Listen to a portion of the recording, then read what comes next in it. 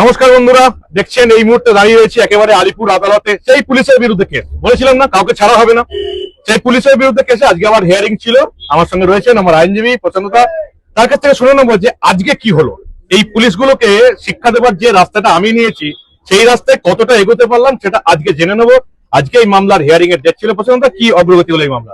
হ্যাঁ, তিনজন যে পুলিশ অফিসার এই মামলার যে আসামি জয়ন্ত ঘোষ, চামেলি মুখার্জি আর কুন্তল বিশ্বাস, ওরা এলারের থেকে যাতে ফিজ না দিতে হয় লয়ারকে, এলারের থেকে ফিজ যাতে এলার দেয় বা সরকার যাতে ওদের ফিজ বহন করে তার জন্য একটা রিজাইন করেছিল।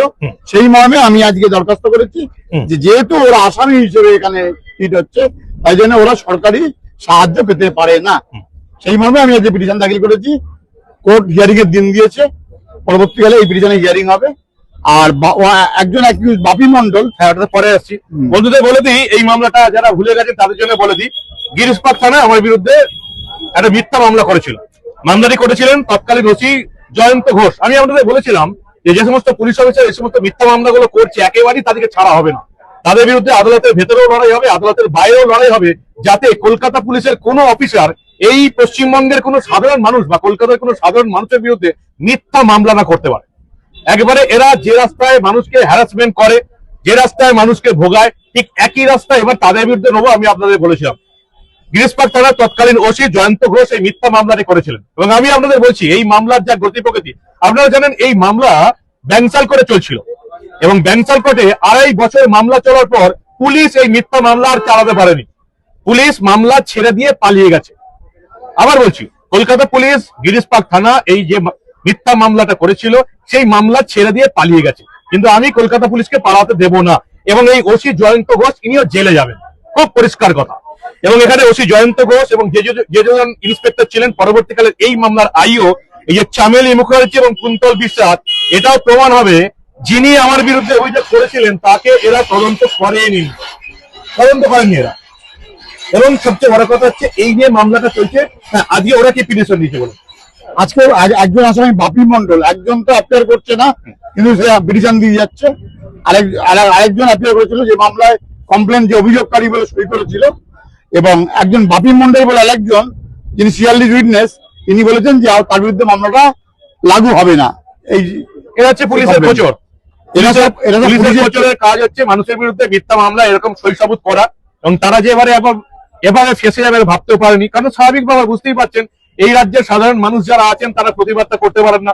পয়সার ব্যাপারও থাকে, ক্ষমতার ব্যাপারও থাকে, আদালত যাওয়ার ভয়ও থাকে। ফলে সাধারণ মানুষের উপর পুলিশ যে সমস্ত মিথ্যা মামলা করে অত্যাচারগুলো করে অনেক মানুষই আদালত অব্দি আসতে পারেন না। ফলে পুলিশের এই সমস্ত খোঁচর যারা আছে তারা একেবারে 2-4টে সই করে পুলিশের কাছে টাকা মেরে বেরিয়ে যায়। এরা বুঝতে পারেনি যে এরা এবার এইরকম এতদিন তারা ঘুঘু দেখে এসছে, এই প্রথমবার তারা ফান্ডটা দেখতে পারবে। আচ্ছা প্রশ্ন এটা বলুন, এই যে পুলিশগুলো সরকারের কাছে আবেদন করলো তাদেরকে উকিল দিতে হবে, তো পুলিশ যদি এরকম মিথ্যা মামলা করে আইন নিজেদের হাতে নেয়, সরকারের কি উচিত তাদেরকে উকিল দিয়ে সাহায্য করা? একদম আইনে প্রভিশন নেই কোনো। এক্ষেত্রে পুলিশ যেহেতু আসামি, এক্ষেত্রে পুলিশ কোনো শেল্টার পাবে না। এখানে আইন পরিষ্কার বলে দিয়েছে এখানে পুলিশ কোনো শেল্টার পাবে না। তা পুলিশের হয়ে এরা টাকা পয়সা দেবে না, এরা পরিষ্কার আইনে বলে দিয়েছে।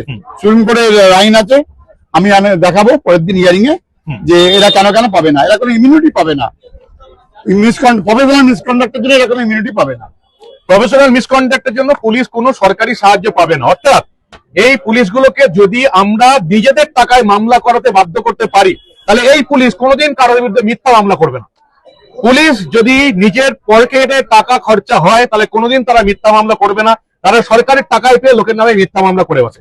আর এই যে পুলিশের খোঁচর, বাপি মন্ডল অভিযোগ করে দিয়েছেন একটা যে এই মামলা নাকি টেকে না। পুলিশের খোঁচরদের আবার সাবধান হওয়ার সময় এসে গেছে। যারা পুলিশের খোঁচরগিরি করে নিজেদের ইনকাম করেন এবং বাংলার মানুষকে মিথ্যা মামলায় সাহায্য করেন তাদের আবার বুঝে যেতে হবে যে তাদের বিপদ উপস্থিত। এই পুলিশের খোঁচরগুলোকে জেলে পাঠাবার ব্যবস্থা করতে হবে। এই মামলা আর কি দেখছেন? সবচেয়ে মজার কথা যেটা হলো, আজকে যে এই পুলিশগুলো যে লয়ার ছিল, এলার অ্যাপয়েন্টমেন্ট, তিনি পিটিশন করে বলছেন এরা অ্যাকিউজড।